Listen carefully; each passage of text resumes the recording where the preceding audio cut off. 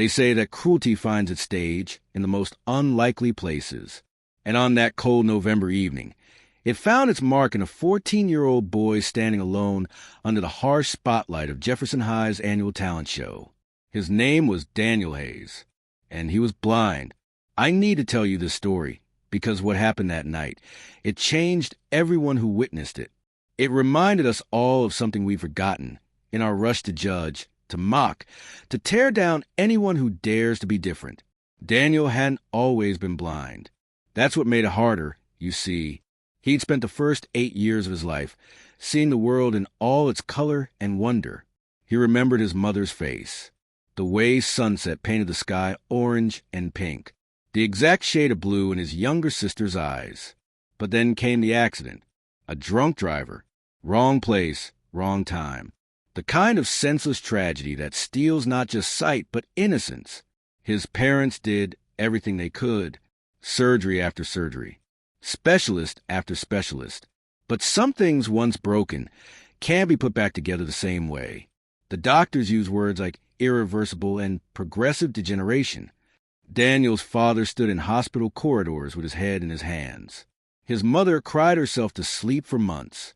And Daniel learned to navigate a world that had suddenly gone dark. 6 years later, he'd adapted. That's what everyone said. Oh, Daniel's adapted so well. As if adaptation meant the pain had stopped. As if learning to use a white cane erased the memory of colors. As if reading Braille somehow filled the emptiness of never again seeing the faces of people you love. But Daniel had found something in that darkness. Something that even sighted people spend their whole lives searching for. He'd found his voice. Music became his light, not in some poetic, abstract way, but as a real, tangible lifeline. When he sang, the darkness didn't matter. When he lost himself in melody, he could see again, not with his eyes, but with something deeper. His music teacher, Mrs. Patterson, an elderly woman with silver hair and a grandmother's wisdom, told him he had a gift. Not in spite of your blindness, Daniel, she'd say, but perhaps because of it. You hear things the rest of us miss. You feel the music in a way that sighted people never quite can. She was the one who encouraged him to sign up for the talent show.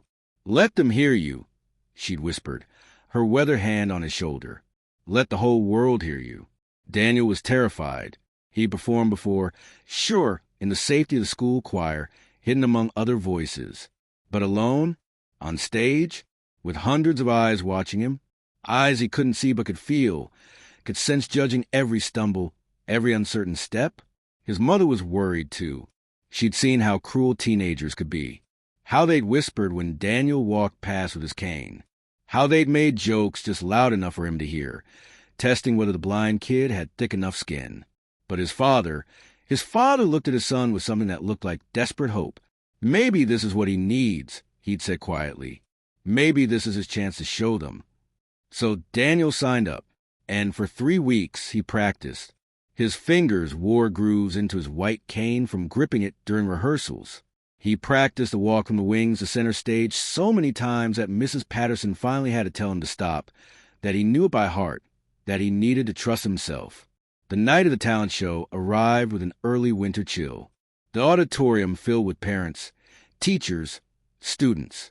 The air buzzed with that particular energy that comes before any performance. Equal parts excitement and judgment. Daniel sat backstage, 10th in the lineup, listening to the acts before him. A dance routine, a comedy sketch that got decent laughs, a girl playing piano. Each round of applause made his heart beat faster.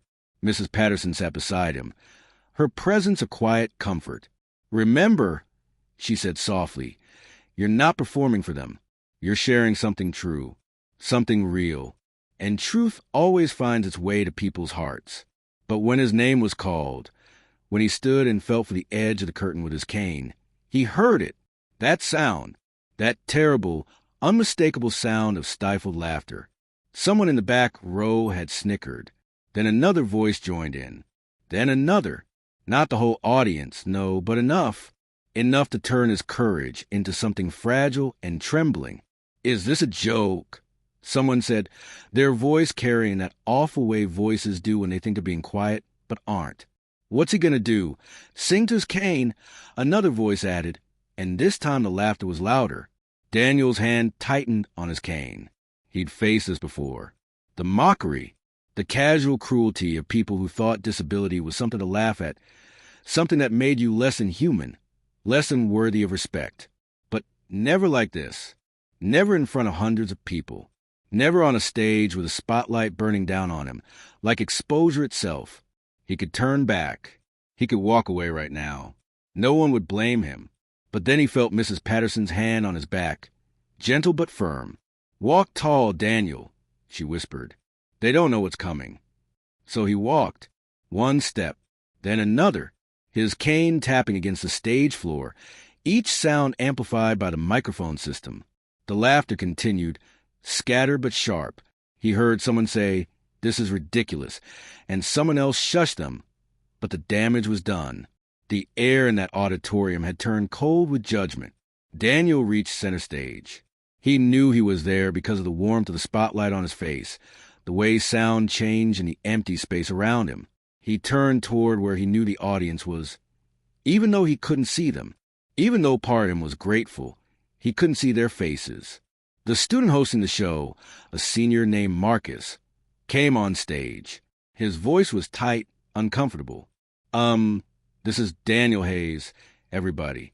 He's going to sing for us tonight." More snickers. Daniel heard his mother's sharp intake of breath from somewhere in the third or fourth row. He knew she wanted to stand up, to defend him, to rage at these people who dared to mock her son. But she stayed quiet, because that's what he'd asked her to do. "Let me do this myself, Mom," he'd said. "Please." The piano player, a junior named Sarah who'd volunteered to accompany him, played the opening notes. Daniel had chosen an old song, a classic that his grandmother used to sing when he was small, back when he could still see her face. "Bridge Over Troubled Water." Mrs. Patterson had suggested something more contemporary, something the kids might know, but Daniel had insisted. This song meant something.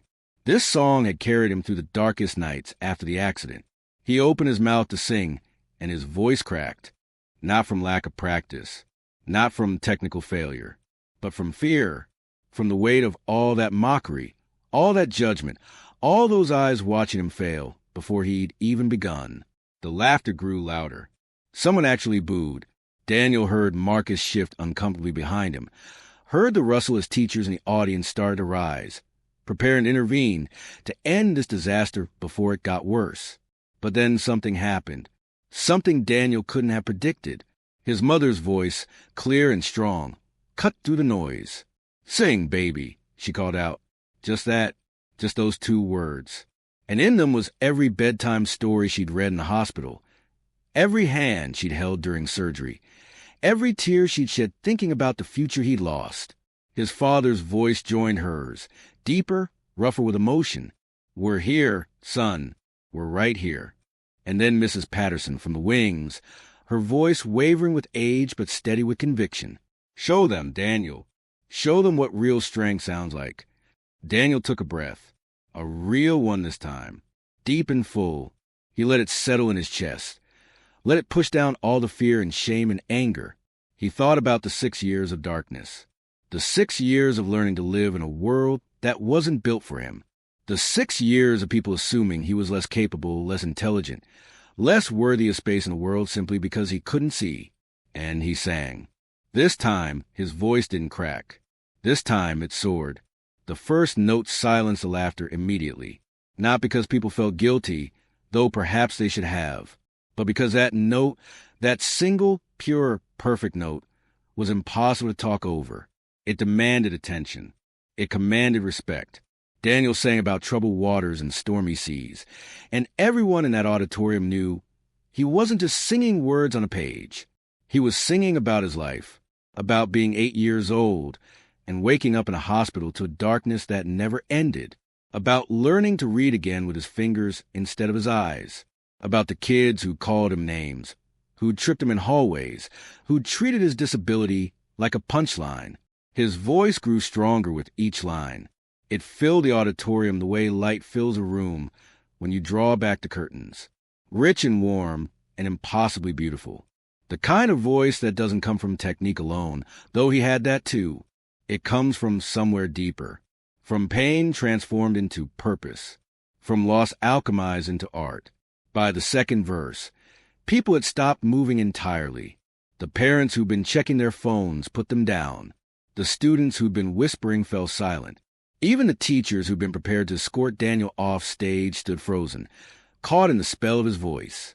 Daniel sang about being silver and gold, and his voice broke on the word gold, not from weakness, but from the sheer emotional weight of it, because he was remembering, in that moment, the last thing he'd seen before the accident, a golden retriever, running through a park. It's for catching the sunlight. Such a small thing, such an ordinary thing. But it was his last glimpse of the world in color, and he'd held onto it like a treasure. In the front row, his mother was crying, not the bitter tears she'd shed in hospital corridors, but something different, something that looked almost like joy. His father had his arm around her, and his own eyes were wet, his jaw clenched with the effort of not breaking down entirely. The bridge of the song approached, and Daniel's voice dropped to almost a whisper. When you're weary, feeling small, he sang those words like a prayer, like a promise, like every conversation he'd ever had with God in the dark nights when he'd asked why him, why this, why any of it. And then he opened up. His voice rose, powerful and unrestrained, filling every corner of that vast space. I will lay me down, like a bridge over troubled water. The gymnasium wasn't just quiet anymore. It was cathedral silent, sacred, the kind of silence that happens when people realize they're witnessing something that transcends performance, something that reaches into the realm of shared human truth. Several people in the audience were crying now, not just parents, though plenty of them were, but students too. The same kids who'd laughed 5 minutes ago, because they were hearing, perhaps for the first time, what it really means to overcome, not in some abstract, inspirational poster way, but in the raw, real, messy truth of it, to take the worst thing that ever happened to you and turn it into something beautiful. Sarah, the piano player, had tears streaming down her face as she played. Her hand shook slightly on the keys, but she didn't miss a note. She'd practiced with Daniel, but she'd never heard him sing like this. In rehearsal, he'd been good, even great. But this was something else entirely. This was a boy singing not to impress, but to survive, to prove, to declare his existence in a world that kept trying to diminish him. As Daniel approached the final verse, something remarkable happened. Mrs. Patterson, who'd spent 40 years teaching music, who heard thousands of students perform, started singing along from the wings. Quietly at first, just a hum of harmony, but then other teachers joined in, and then parents, and then, one by one, students throughout the auditorium. They weren't drowning him out. They were lifting him up, supporting him, creating something bigger than any solo performance could be. They were telling him, without words, that they saw him now, really saw him, not the blind boy with the cane, but Daniel, the person, the artist, the survivor. Marcus, the host, was supposed to stay professional, but even he was crying, his hand over his mouth, his shoulders shaking. Daniel sang the final line, holding the last note longer than seemed humanly possible, his voice pure and clear and absolutely fearless. When he finally let it fade, when the last echo died away in the silence, there was a moment, one perfect, suspended moment where nothing happened, where the entire auditorium seemed to hold its breath. And then the applause began. But it wasn't regular applause. It was thunder. It was every person in that room on their feet, clapping until their hands hurt, some of them shouting, some of them sobbing, all of them united in the sudden, overwhelming realization that they just witnessed something they would tell their grandchildren about. Daniel stood in the center of the stage, his cane in one hand, his face turned toward the sound. He couldn't see them standing, couldn't see the tears on their faces, the looks of shame on the faces of those who'd mocked him, the pride on his teachers' faces. But he could feel it, the shift, the change, the moment when mockery transformed into respect. His mother and father rushed the stage, his mother nearly knocking over a chair in her haste. She wrapped her arms around him, and he felt her tears on his neck. "My beautiful boy," she whispered. My beautiful, brave boy. His father's hand gripped his shoulder, and Daniel could feel him trembling.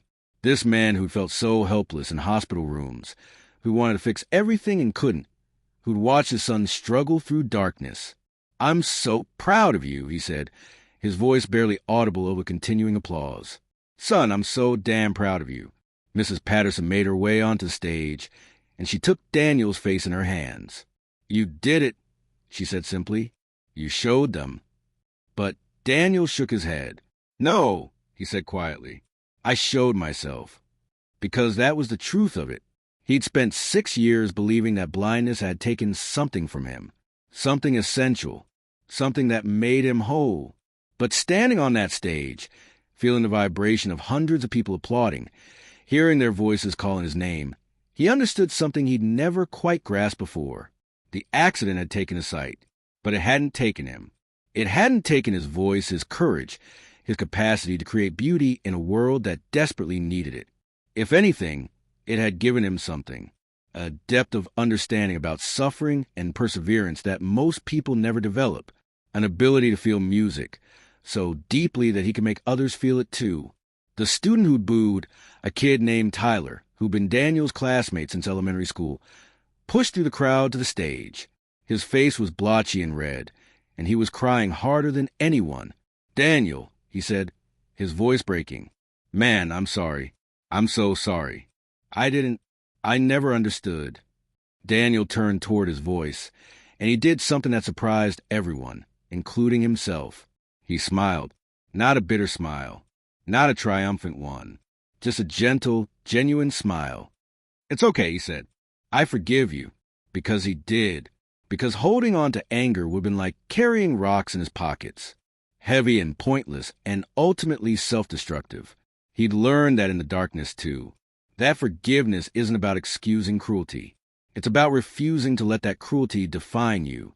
Tyler broke down completely, and Daniel reached out, found his arm, and pulled him into a hug. And that image, that moment of a blind boy forgiving the person who'd mocked him just minutes before, sent a wave of sobs through the audience. The principal, Mrs. Rodriguez, a stern woman who rarely showed emotion, took the microphone. She had to wait for her voice to steady. Ladies and gentlemen, she said finally, I think we've all learned something tonight. About courage, about grace, about the dangers of judging what we don't understand. She paused, looking directly at the students. Daniel Hayes didn't just perform tonight. He taught us. He taught us that strength isn't about what you can see. It's about what you refuse to let break you. The applause started again, and this time it felt different, softer, more reverent, like a standing ovation not just for a performance, but for a life well lived despite circumstances that would have crushed a weaker spirit. Daniel won the talent show, but that almost seemed beside the point. The real victory was intangible, unmeasurable. It was in the way students started saying hello to him in the hallways instead of pretending not to see him. It was in how Tyler became one of his closest friends, the two of them often eating lunch together. Tyler describing things he saw, Daniel sharing the music he heard in everyday sounds that most people missed. It was in how his mother stopped crying herself to sleep because she'd finally seen proof that her son would be okay. Better than okay. That he would thrive. It was in how Mrs. Patterson retired the following year, telling people that Daniel's performance was a perfect note to end her career on, that after 40 years of teaching, she'd finally witnessed what music education was really for, to give people a voice when the world tries to silence them. But perhaps most importantly, it was in Daniel himself, the way he walked a little taller, the way he smiled more easily, the way he stopped apologizing for taking up space in a world that wasn't designed for him. 2 years later, Daniel performed at Carnegie Hall as part of a youth concert series. He sang the same song, Bridge Over Troubled Water, and once again, grown adults wept openly. But this time, when asked about that first performance at his high school talent show, he said something that I think captures the heart of this entire story. I used to think blindness was my tragedy, he said. But that night, I realized it was just my circumstance. My tragedy would have been staying silent, never sharing my voice because I was afraid of what people might think, never taking the risk to be vulnerable on that stage. He paused, and his face broke into that same gentle smile. The real tragedy would have been letting them make me feel small, letting cruelty win. And isn't that the lesson for all of us? That we all face our own versions of darkness, our own stages where people mock what they don't understand, our own moments where we have to choose between staying silent and finding our voice. Daniel chose his voice, and in doing so, he reminded everyone in that high school gymnasium, and everyone who's heard his story since, that our greatest weaknesses can become our greatest strengths. That what the world sees as disability can become the very thing that enables us to connect most deeply with others. That mockery and judgment say far more about those who dish it out than those who receive it. The boy they mocked on stage didn't just make them cry. He made them see, really see, and in a beautiful twist of irony, the blind boy gave sight to all those who thought themselves so superior simply because they could use their eyes. He gave them vision, the kind that matters, the kind that looks past surfaces to the soul beneath, the kind that recognizes courage not in the absence of fear, but in moving forward despite it. Daniel Hayes, the blind boy who sang, the boy who taught us all that true vision has nothing to do with eyes and everything to do with heart. And sometimes the darkest moments in our lives are exactly what we need to find our light.